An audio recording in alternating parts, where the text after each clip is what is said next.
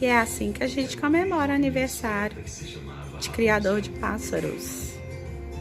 Vamos pro parabéns? Parabéns pra você nessa data querida, muitas felicidades, muitos anos